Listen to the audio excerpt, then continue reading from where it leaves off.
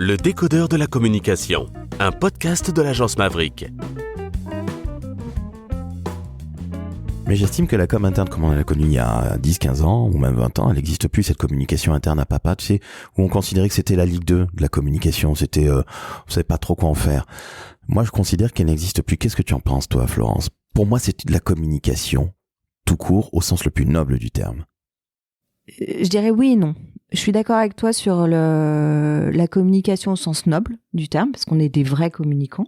On a exactement la même logique d'angle éditorial, de stratégie de communication, de choix de canaux, de choix des cibles, de comment les toucher, de mesure de la lecture, du clic, etc. Mais en même temps, la communication interne, je trouve, a une image moins noble potentiellement que la communication externe. Je suis malheureusement d'accord avec toi. Tu l'expliques comment? En fait, tout le monde pense qu'il peut communiquer tout seul, surtout dans un groupe quand t'as 15 800 personnes. Et aujourd'hui, tout le monde peut faire une vidéo. Aujourd'hui, tout le monde peut faire un podcast avec les outils qu'on a à notre disposition, avec l'IA.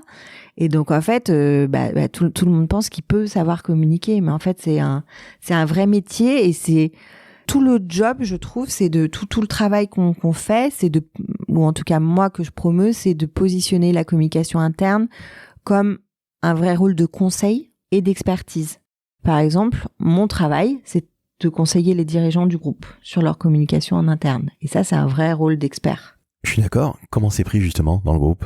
Ils le comprennent, ils sont OK, ils bottent en touche pour certains, ça dépend peut-être des personnalités. En fait, c'est un long travail. C'est un travail de longue haleine qu'il faut mettre en place. Par exemple, quand moi je suis arrivée dans le groupe Adecco il y a plus de 7 ans, on avait à peu près 90% des communications qui étaient non prévues. J'avais pas de planning éditorial. Et donc, un de mes premiers travaux a été de mettre en place un planning éditorial pour le groupe, pour tous les canaux, pour toutes les marques, pour tous les jours. Tu y as passé une année, non?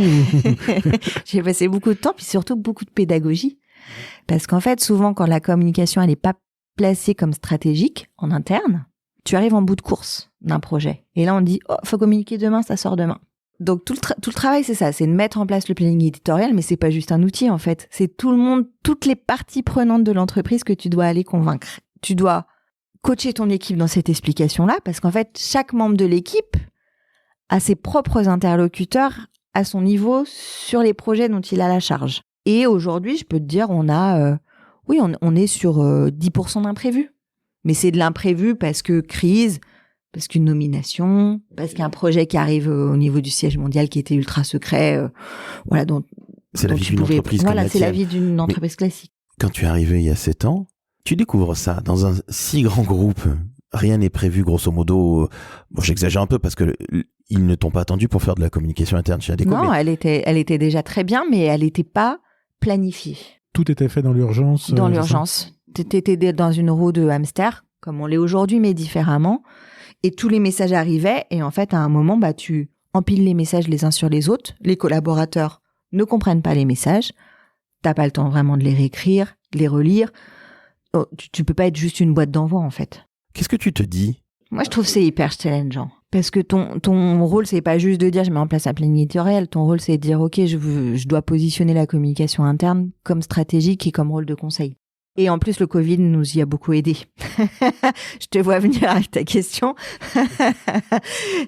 Mais mars 2020, comme toutes les entreprises, on doit expliquer aux collaborateurs, alors nous qui vont travailler de chez eux, qui vont devoir partir avec leur ordinateur, et puis ensuite qu'on met du chômage partiel en route, on doit passer les messages de l'entreprise, les messages du président, comment on va s'organiser, parce que nous, il fallait bien qu'on puisse accompagner les intérimaires qui étaient sur les missions alors je sais plus comment on les appelait, de première nécessité, tu vois ce que, voilà, les essentiels versus les essentiels. Donc il fallait accompagner aussi tous nos collaborateurs pour qu'ils puissent accompagner les intérimaires et les consultants qui travaillaient sur les missions essentielles en France. Ça faisait 2 ans que tu étais là? Oui. Et en plus, je prenais mon nouveau poste. Ah, félicitations. J'ai l'impression que tu es une femme de défi, ça ne te fait absolument pas peur. J'imagine que c'est pour ça que je te posais la question, est-ce que tu as dormi? Parce que moi, ça m'aurait empêché de dormir tellement il y avait des choses à faire.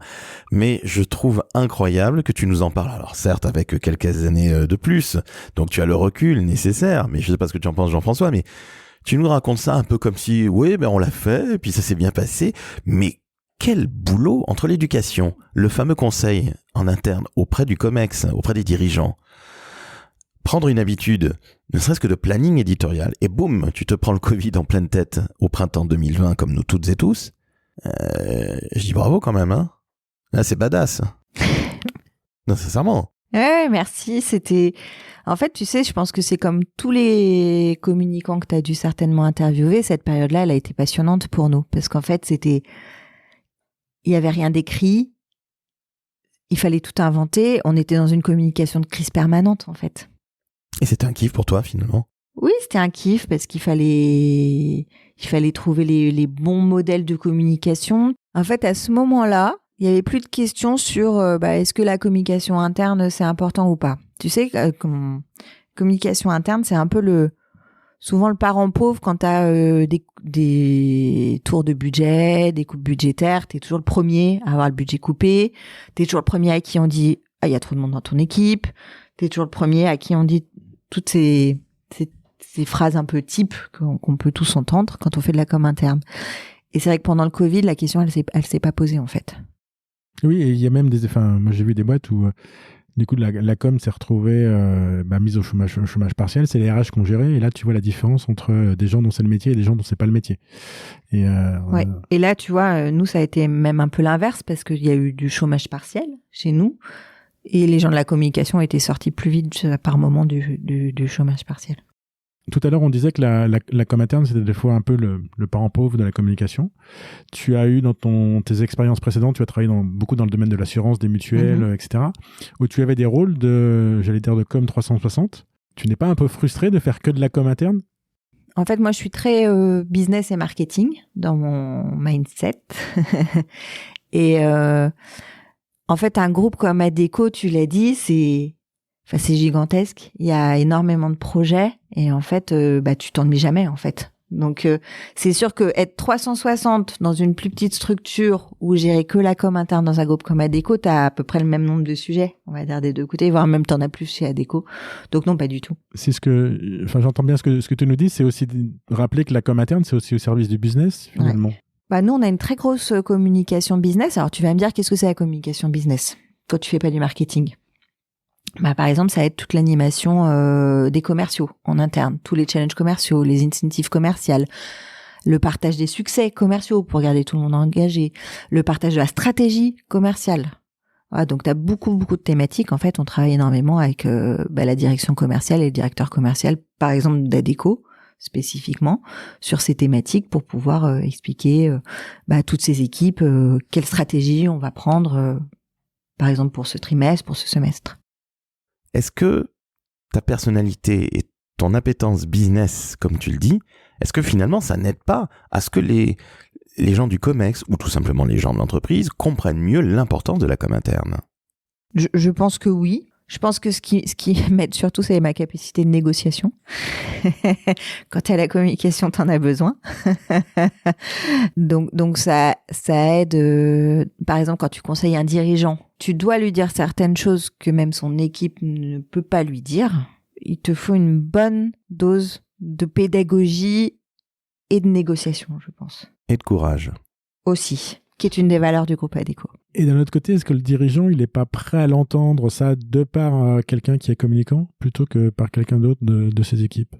Je suis pas certaine en fait. Tu sais, je pense qu'il faut du temps et que la confiance, ça doit s'instaurer aussi avec les dirigeants. Je pense que, sans être péjoratif, mais l'entendre de la petite minette de la com, qu'il n'a pas été bon sur ça ou qu'il doit dire plutôt tel message de telle manière, c'est pas forcément ce qu'il va attendre de prime abord de toi. Et ensuite, c'est une relation de confiance qui se construit sur sa propre communication interne à lui dans l'entreprise. Ils te font quoi comme feedback, le COMEX, ou tous ces gens? Déjà, est-ce qu'ils t'en font un en disant « Ah oui, bravo Florence, tu as été super ». Ils te font un feedback ou pas du tout? Moi, je travaille de manière très en proximité avec le président d'Adecco, donc lui en fait régulièrement. Mais c'est une relation de confiance, c'est ce que je te disais, ça doit s'instaurer et petit à petit tu le conseilles et t'as d'autres échanges avec lui. Et je trouve que c'est ça qui est aussi passionnant dans notre métier, c'est qu'on est plongé dans la stratégie de l'entreprise. Toujours. Cette proximité que tu as avec ton dirigeant, est-ce qu'elle ne crée pas des jalousies en interne, j'entends? Non, parce que tu l'affiches pas forcément. Enfin, tu vois, c'est en fait tout à l'heure on parlait du rôle stratégique de la communication et de la manière de l'avoir positionné en tant qu'expert. Au moment du Covid, j'étais rattachée au directeur de la stratégie du groupe, qui est aujourd'hui un poste qui a été remodelé, qui n'existe plus en tant que tel. Il avait fait en sorte de positionner les DIRCOM ou responsables com dans les comités de direction de chaque entité. Et donc, du coup, ça n'amène pas de jalousie, pour répondre à ta question, parce que la communication est membre des comités de direction, en fait. Chacun à son niveau. Donc, par exemple, la directrice de la communication du groupe est membre du COMEX. Moi, à mon niveau, je suis membre du comité de direction d'Adecco, en tant que fonction partenaire. Et donc, t'as pas de jalousie de proximité, parce qu'en fait, c'est ton rôle, en fait. Ce qui veut dire que Adecco a compris l'importance de la communication au sens le plus global du terme. Tu dis ça comme si c'était normal, parce que tu le vis depuis 7 ans. Mais je trouve très très bien, moi qui suis totalement externe à l'histoire, je trouve très bien que non seulement la DIRCOM groupe soit au COMEX, que toi aussi tu y sois, parce que ça veut bien dire ce que ça veut dire. Ça veut dire que la communication interne qui plus est importante dans notre groupe, ou en tout cas sur notre territoire. Et ça l'est au plus haut niveau, parce que c'est le cas au niveau mondial aussi. Aussi, donc tu es bien d'accord avec moi, j'imagine que dans les associations que vous fréquentez tous les deux en Aura ou ailleurs, ou à l'AFSI, peut-être que tu adhères à l'AFSI, je suis pas intimement convaincu, entre toi et moi Florence, qu'à l'AFSI, tu es beaucoup de tes homologues qui est la même place que toi. Non, je suis d'accord avec toi. Je pense que le groupe Adecco connaît l'importance de la communication et pourtant le challenge régulièrement. Mais à la limite, c'est normal. Mais quand les gens à l'AFSI ou dans d'autres associations professionnelles, je reste entre communicants, quand tu leur dis, moi je suis la DIRCOM interne d'Adecco, je conseille aussi des gens du board, j'y suis moi-même au COMEX, on te regarde pas un peu comme une ovni? On se dit, mais mon Dieu, la nana de la com interne, pardon de faire cette espèce de gros cliché, mais la nana de la com interne, elle pèse hyper lourd. En fait, c'est pas forcément des choses qu'on échange. Enfin, tu vois, Tu ne t'en vantes pas. J'ai bien compris que c'est pas ton style. Mais par contre, ça se sait très rapidement quand même. On le sait tous. Et c'est pour ça que je t'ai invité à rencontrer Florence, Laurent. C'est parce que je pense que Florence, elle a un rôle aujourd'hui dans la partie com interne, comme on disait, qui est assez rare dans les entreprises. Et voilà, Florence maintenant est un porte-drapeau de la cause féminine, et de la cause de la com interne et la place de la com interne dans l'entreprise. Mais je te remercie Jean-François pour la mise en relation. Mais sincèrement, je suis très surpris, Florence, au bon sens du terme. Pour avoir fait des communicants internes, j'aime beaucoup la communication interne. Les gens, ils sont pas COMEX. Ils ont pas ce niveau de proximité. Alors évidemment, il y a de l'intuitu personnel, il y a ta personnalité à toi aussi, encore une fois. Mais en fait, tu n'existes pas ailleurs. Ouais, probablement. Après, moi, je pense que celle moi, qui suis rattachée, qui est la directrice de la communication du groupe, elle a toute sa place aujourd'hui au COMEX, dans les discussions et dans les échanges. Et moi, j'ai toute ma place aussi sur le comité de direction d'Adecco en tant que fonction partenaire. Je trouve ça super. Je dis oui, mais tu n'existes pas ailleurs. Donc bravo. Et là, c'est quand même ultra badass. Sincèrement, je suis ravi. Et comprenez-le bien, chers auditrices et auditeurs, la com interne, c'est pas la Ligue 2, voire le national, pour ceux qui aiment le football, comme moi, de la communication. Tu nous le prouves. Tu es une vraie communicante, au sens le plus noble du terme. COMEX, j'ai envie de dire bravo à Adecco. Ça rime en plus. Merci pour Adecco. Non, mais sincèrement, qu'est-ce que tu en penses, Jean-François? Oui, tout à fait. Non, c'est vrai que c'est une place qui est assez rare dans les différentes entreprises. Tu l'as jamais vu ailleurs, toi? Moi, je l'ai rarement vu. Ouais, je ne prends jamais vraiment vu où il y a une place vraiment communication interne au niveau des COMEX. Justement, à cette place-là, est-ce que toi, tu vois des des grandes tendances arrivées dans la façon de gérer la com interne. Il y a eu une grosse vague où Internet a beaucoup aidé, les intranets. On avait passé un temps, c'était la grande mode des chats en direct. Il y a eu passé un temps aussi tout ce qui était asset management qu'on pouvait partager au sein en interne. Est-ce que tu vois, toi, des grandes évolutions, des choses arrivées ou des choses qui t'ont surprise ou des nouvelles façons de faire peut-être dans le domaine de la communication interne? Non, je pense qu'il y a beaucoup de choses qui vont arriver de l'IA. Et je pense qu'on est encore qu'aux prémices de ce qu'on peut faire en tant que communicant avec l'IA. Vous avez déjà mis en place des choses côté IA Alors, on est très avancé au sein du groupe Adecco sur l'IA. Spécialement en communication ou... En communication, un petit peu moins. On est un peu plus loin, mais on s'en sert. En fait, on a un GPT interne chez Adecco qui a été lancé il y a déjà quelques temps. Donc on s'en sert, on a des prompts dédiés par métier. Et sur la communication, on s'en sert, mais je pense pas assez aujourd'hui. Après, je vois plutôt un défaut, mais chez les jeunes générations qui arrivent aujourd'hui et qui postulent, par exemple, sur des offres d'alternance ou de stage au sein de la direction, ils s'en servent, mais des fois brut. Je trouve que c'est un super outil pour t'aider et pour t'accompagner. Voilà, il faut pas oublier, c'est comme Internet à l'époque, c'est comme les réseaux sociaux. On va travailler avec, c'est un énorme bouleversement pour tous les métiers et notamment pour le métier de communicant. Et en fait, c'est un super outil d'aide, en fait, de résumé, de synthèse, d'idées, d'idéation. Mais il faut, voilà, je pense que ça, c'est vraiment une grosse tendance et enfin, je la vante pas, tout le monde la lit et tout le monde la vit au quotidien. Mais je pense qu'il faut vraiment savoir l'apprivoiser. Et il faut bien savoir l'utiliser. Et est-ce que tu vois d'autres tendances au-delà de l'IA ou des façons de faire peut-être dans le domaine de la communication qui sont aujourd'hui ou des attentes peut-être différentes aussi de la part des salariés? Je trouve qu'aujourd'hui les salariés ils attendent pas quelque chose de stéréotypé. Tu vois, tu parlais de communication à la papa, communication interne à la papa tout à l'heure.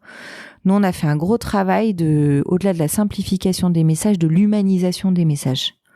Alors parce qu'on est une société d'humains et de ressources humaines avant tout.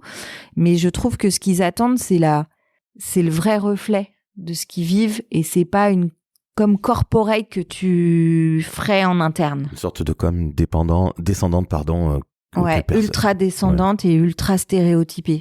Faut pas être trop dans la sophistication. On n'est pas chez LVMH. Tu vois, chez Adecco. C'est d'être dans quelque chose de vrai, c'est d'humaniser. Donc, par exemple, on a refait toute notre banque d'images interne qu'avec des collaborateurs. Avec des vraies personnes. Bravo. Avec des vraies personnes. Par exemple, pour nos communications en interne, et on s'en sert aussi pour notre communication de recrutement. Voilà, donc ça, c'est plutôt nos tendances à nous, mais je pense qu'ils sont une tendance un peu chez tout le monde aussi, parce que t'as pas envie, quand tu écoutes l'histoire de l'entreprise, la stratégie de l'entreprise, que tu dois comprendre où elle va, t'as besoin de choses vraies, en fait, pour pouvoir y adhérer, je trouve. Vous êtes dans votre newsletter, par exemple, est-ce que c'est les gens qui écrivent eux-mêmes ou c'est tout réécrit par les gens de ton équipe? Non, on n'a pas de newsletter en interne, ou quasiment pas. C'est un vrai parti pris et une vraie stratégie de communication. Parce qu'en fait, en interne, j'ai plus de 500 messages par an à gérer, quasiment, en communication interne. 500 messages, plans de communication, mails. Donc ça fait beaucoup. Et donc si en plus tu mets des newsletters en plus par-dessus, alors tu peux essayer de simplifier, de rationaliser. Et ça c'est une vraie tendance aussi. Tu demandais quelle tendance aujourd'hui on a. Moi c'est plutôt la rationalisation des messages. Alors comment on les regroupe, ça pourrait être une stratégie d'opter sur une newsletter. On n'est pas parti là-dessus aujourd'hui. Mais du coup il faut que t'organises, tu vois, tout ça en fait.